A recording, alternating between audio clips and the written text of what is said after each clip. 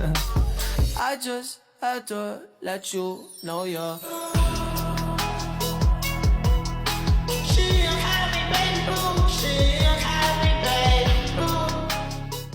Sebelumnya, Assalamualaikum warahmatullahi wabarakatuh.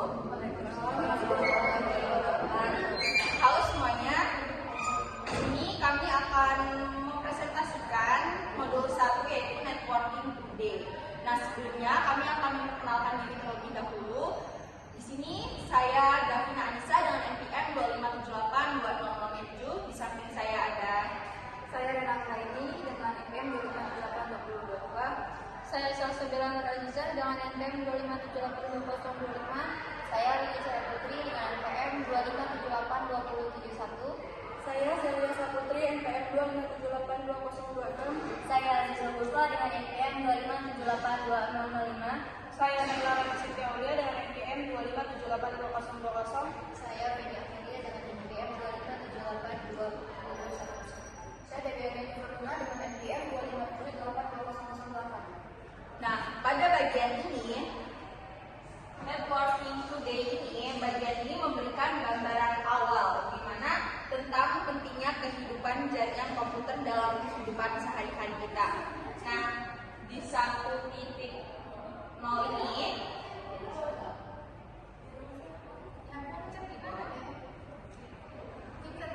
pendahuluan di era digital saat ini, hampir semua aktivitas manusia itu bergantung pada yang namanya jaringan komputer. Nah, mulai dari komunikasi, pendidikan, bisnis, hingga hiburan. Semuanya itu memanfaatkan jaringan untuk bertukar informasi dengan cepat dan efisien. Selanjutnya, apa sih itu jaringan komputer? Jaringan komputer itu adalah sekumpulan perangkat yang saling terhubung untuk berbagi data dan sumber daya.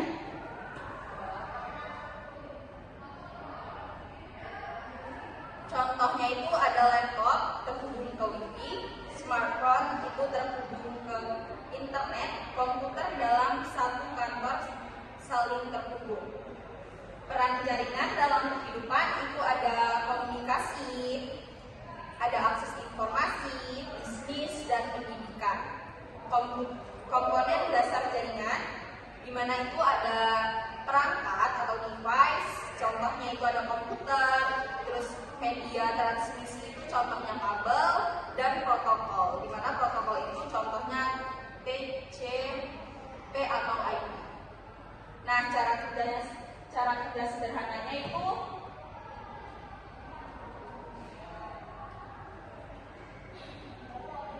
ada ketika kita mengirim data melalui jaringan, itu ada data dikirim dari perangkat pengirim. Selanjutnya ada data melewati jaringan atau kabel WiFi, data diterima oleh perangkat jaringan. Nah, itu cara kerja sederhana dari jaringan. Sini tujuan pembelajaran kita yaitu memahami konsep dasar jaringan, mengetahui peran jaringan dalam kehidupan, dan mengenali komponen utama jaringan.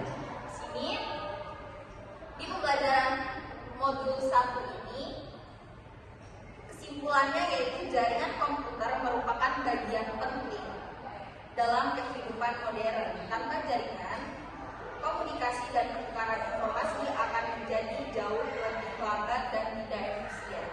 Nah, segitu saja penjelasan dari modul 1. Nah, maka akan dilanjutkan dengan 1.2. Di sini saya akan menjelaskan modul 1.2, yaitu komponen jaringan. Bagaimana komponen jaringan itu semua perangkat, media, dan layanan yang digunakan dalam membangun sebuah jaringan komputer. Untuk jenis-jenis komponen jaringannya itu ada 3 bagian utama. Yang pertama itu ada device, perangkat akhir, contohnya itu komputer, laptop, smartphone, printer, dan server. Yang kedua intermediary device, contohnya ada router, switch, access point, dan modem. Dan yang ketiga network media, Contohnya ada kabel UTP, kabel optik, dan wireless Wi-Fi. Untuk perannya dalam komponen masing-masingnya itu ada end device mengirim data dan intermediary device mengarahkan data. Yang terakhir network media menjadi jalur pengiriman. Dalam tujuan pembelajarannya itu ada mempelajari bagian yang kita harapkan, yaitu mengenali komponen utama jaringannya dan memahami fungsi masing-masing komponen. Untuk kesimpulannya, di sini komponen jaringan terdiri dari perangkat akhir, perangkat perantara, dan media jaringan. Ketiga komponen ini saling bekerjasama untuk memastikan proses komunikasi dan berjalan dengan baik. Mungkin segitu aja pembahasan modul 1.2 komponen jaringan dari saya. Selanjutnya di sini saya akan menjelaskan materi tentang representasi dan topologi jaringan. Yang pertama itu komponen representasi jaringan. Yang pertama kita harus mengenal 3 komponen utama yang membangun sebuah jaringan, yaitu end device. Ini adalah perangkat yang langsung digunakan user seperti laptop, printer, atau HP. Yang kedua itu adalah intermediary device. Nah, ini adalah polisi lalu lintas data kita. Ada router untuk menghubungkan antar jaringan, switch untuk menghubungkan perangkat di dalam satu gedung, dan firewall untuk keamanan. Yang terakhir ada network media, yaitu adalah jalan rayanya, bisa berupa kabelan, kabel WAN, atau jarak jauh, atau sinyal wireless atau WiFi. Selanjutnya yang kedua itu adalah terminologi. Sebelum lanjut ke diagram, ada tiga istilah teknis yang sering tertukar. Yang pertama yaitu NIC. Ini adalah kartu jaringan yang ada di dalam laptop atau PC kita agar bisa dicolok kabel. Yang kedua adalah physical port. Ini adalah lubang colokannya yang terlihat secara fisik. Yang terakhir adalah interface. Interface ini mirip dengan port, tapi biasanya istilah ini dipakai pada router untuk merujuk pada koneksi ke jaringan tertentu. Yang terakhir itu ada jenis diagram topologi. Yang ada dua jenis yang wajib kita tahu. Yang pertama itu adalah topologi fisik atau fisikal, yaitu bayangkan ini seperti denah bangunan, dan di sini kita melihat perangkat ini diletakkan di ruangan mana, ada di rak nomor berapa, dan kabelnya lewat mana secara nyata. Yang kedua itu adalah topologi logis atau logikal. Nah, kalau yang ini tuh lebih ke otak jaringannya, kita tidak peduli perangkat yang ada di lantai berapa. Yang penting kita tahu berapa alamat IP-nya, portnya yang mana digunakan, dan bagaimana data mengalir secara sistem. Jadi kesimpulan dari materi 1.3 ini adalah kemampuan membaca simbol dan diagram ini sangat krusial bagi seorang network administrator. Tanpa diagram yang jelas, kita akan kesulitan saat memperbaiki jaringan yang bermasalah. Sekian materi yang saya jelaskan. Selanjutnya akan dilanjutkan dengan 1.4. Baik, di sini saya akan menjelaskan materi tentang 1.4, yaitu network of many size atau jenis-jenis jaringan umum. Yang dimana pertama kita akan membahas tentang jaringan dengan berbagai ukuran. Jaringan komputer itu tidak selalu sama besar. Ada jaringan kecil seperti di rumah, jaringan menengah seperti di sekolah, dan jaringan besar seperti di perusahaan besar. Semakin besar jaringan, maka pengelolaannya juga semakin kompleks dan membutuhkan sistem yang lebih baik. Lalu selanjutnya adalah LAN dan WAN. LAN atau Local Area Network adalah jaringan dalam area kecil seperti di rumah, sekolah, atau kantor. LAN biasanya memiliki kecepatan tinggi dan biaya yang lebih murah. Sedangkan WAN atau Wide Area Network adalah jaringan yang mencakup wilayah luas, bahkan antar kota atau negara. WAN digunakan untuk menghubungkan banyak jaringan LAN. Lalu berikutnya adalah internet. Internet merupakan jaringan terbesar di dunia yang menghubungkan jutaan jaringan lainnya. Dengan internet, kita bisa mengakses berbagai layanan seperti browsing, email, media sosial, dan streaming. Internet bersifat publik, artinya bisa digunakan oleh semua orang. Lalu yang terakhir adalah kita akan membahas internet dan extranet. Intranet adalah jaringan internal yang hanya digunakan di dalam suatu organisasi, misalnya untuk karyawan. Sedangkan extranet adalah jaringan yang memungkinkan pihak luar tertentu seperti partner bisnis untuk ikut mengakses dengan sistem keamanan tertentu. Jadi dapat disimpulkan bahwa jaringan komputer memiliki berbagai jenis berdasarkan ukuran dan penggunaannya, mulai dari LAN, WAN, hingga internet, serta intranet dan extranet. Sekian dari saya dan akan melanjutkan di 1.5. Baik, di sini saya akan menjelaskan 1.5 yaitu koneksi internet. Yang pertama ada teknologi akses internet. Pengguna rumahan dan kantor kecil butuh koneksi ke ISP. Pilihannya antara lain broadband, kabel, DSL, jaringan kabel, dan layanan seluler. Dan yang kedua, koneksi internet rumah dan kantor kecil. Kabel menyediakan bandwidth besar dan selalu aktif lewat saluran TV kabel. DSL juga selalu aktif dan bandwidth besar, tapi lewat saluran telepon dengan kecepatan unduh lebih cepat daripada unggah. Yang ketiga, koneksi internet bisnis. Perusahaan butuh bandwidth lebih besar dan khusus. Bisnis lain adalah jalur pribadi sewaan untuk menghubungkan kantor yang terpisah. Dan yang keempat ada jaringan convergent. Dulu jaringan data, telepon, dan video terpisah dengan teknologi dan aturan masing-masing sehingga tidak bisa saling berkomunikasi. Sekarang semuanya bisa berjalan dalam satu jaringan yang disebut jaringan convergent. Kesimpulannya, ada banyak cara terhubung ke internet tergantung kebutuhan dan lokasi. Pengguna rumahan dan kantor kecil biasanya pakai kabel, DSL, atau seluler yang praktis dan selalu aktif. Perusahaan butuh koneksi lebih cepat dan stabil seperti Lucid Line, Metro Ethernet, atau CDSL. Dulu jaringan untuk data, telepon, dan video terpisah, tapi sekarang semuanya bisa menyatu dalam satu jaringan convergent yang lebih efisien. Selanjutnya akan dibacakan oleh Jack. Yang itu ada 1.6, yaitu jaringan andal atau reliable network. Jaringan andal adalah jaringan yang mampu untuk berkoreksi secara stabil dan konsisten meskipun terjadi gangguan atau peningkatan beban. Ada 1.6.1 yaitu network architecture atau arsitektur jaringan, merupakan perancangan atau struktur jaringan yang menentukan bagaimana perangkat saling terhubung. Perancangan yang baik akan memudahkan pengelolaan, pengembangan, dan pemeliharaan jaringan. Yaitu ada toleransi kesalahan atau fault toleransi. Adalah kemampuan jaringan untuk tetap beroperasi ketika terjadi kerusakan atau gangguan. Hal ini dicapai dengan menyediakan jalur atau perangkat cadangan sebagai pengganti jika terjadi kegagalan. Ada juga skalabilitas. Skalabilitas itu keamanan jaringan yang berkembang atau diperluas tanpa mengganggu kinerja sistem yang ada. Jaringan yang skalable dapat menampung penambahan penggunaan maupun perangkat dengan mudah. Terus ada QoS atau Quality of Service. Itu mekanisme untuk mengatur prioritas lalu lintas data dalam jaringan. Dengan QoS, data yang lebih panjang akan diprioritaskan agar kualitas layanan tetap optimal.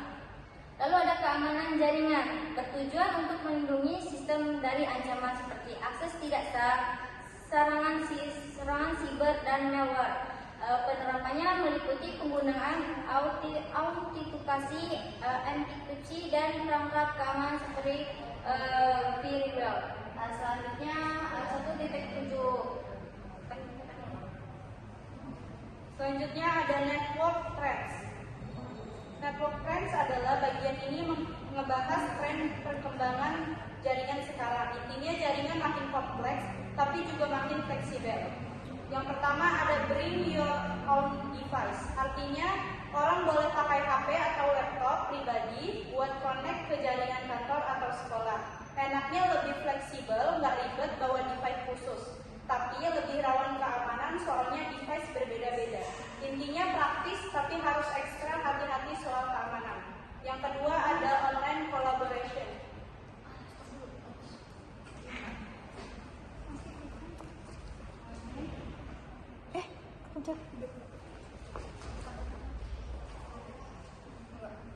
Selanjutnya ada online collaboration.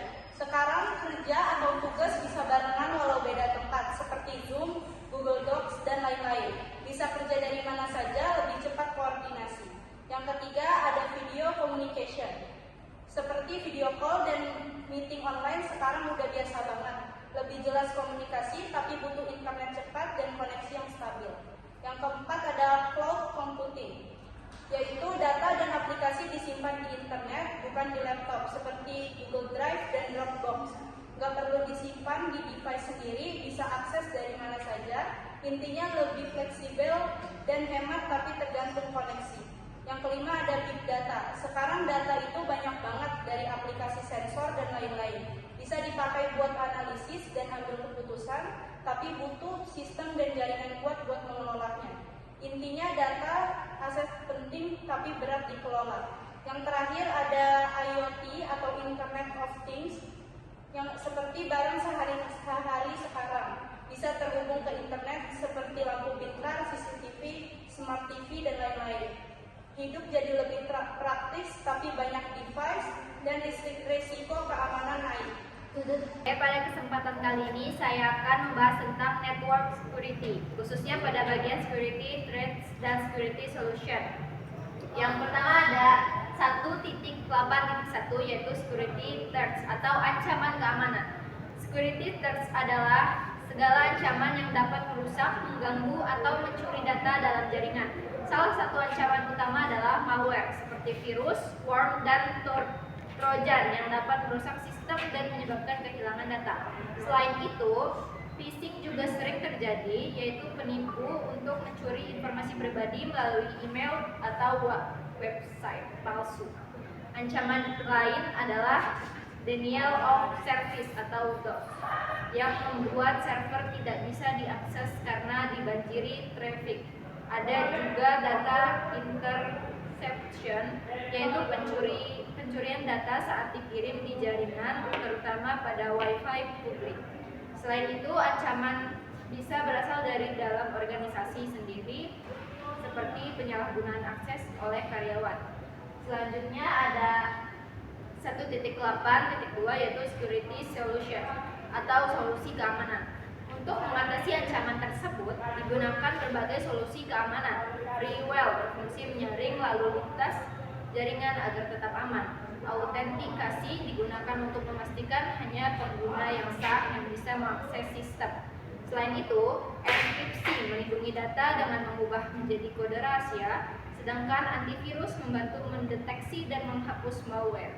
Tidak kalah penting adanya security police dan kesadaran pengguna atau user awareness sangat dibutuhkan untuk mencegah kesalahan manusia yang sering terjadi penyebab utama kebocoran data. Baik, sekian materi tentang 1.8, maka akan dilanjutkan dengan materi 1.9.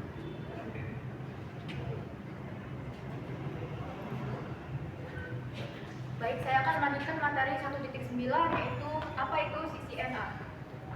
Intinya, sertifikat CCNA atau Cisco Certified Network Associate itu adalah bukti kalau kita paham dasar-dasar teknologi jaringan masa kini. Apa itu CCNA? Intinya, sertifikat CCNA, Cisco Certified Network Associate, itu adalah bukti kalau kita paham dasar-dasar teknologi jaringan masa kini. Karena dunia IT berubah terus, CCNA sekarang sudah diperbarui supaya kamu nggak ketinggalan zaman. Apa saja yang kita pelajari? Dulu mungkin cuma soal kabel dan router, tapi sekarang CCNA lebih luas. Kita bakal belajar soal dasar-dasar IP dan keamanan security, teknologi wireless atau Wi-Fi, virtualisasi, otomatisasi, dan cara memprogram jaringan network programmability. Nah, ada kabar baik untuk kita, nggak ada syarat ribet. Kita bisa langsung ambil sertifikasi level apapun, associate, spesialis, profesional, tanpa harus punya sertifikat dasar duluan. Ada pilihan lain selain CCNA, ada juga sertifikasi DevNet buat kita yang lebih suka ke arah pengembangan software atau ngoding. Prospek kerja punya sertifikat CCNA bikin kita lebih dilirik di dunia kerja. Kamu bisa cari lowongan lewat talent, risk matching, engine, fitur khusus di situs Nantucket buat cari kerja Cisco atau mitranya. Situs pencari kerja umum seperti Indeed atau Glassdoor. Dengan kata kunci, sekian penjelasan dari saya alihkan ke moderator. Mungkin presentasi dari kami cukup sampai di sini tentang Networking Today modul 1. Kami akhiri. Wassalamualaikum warahmatullahi wabarakatuh. Waalaikumsalam warahmatullahi wabarakatuh. I just had to let you know you're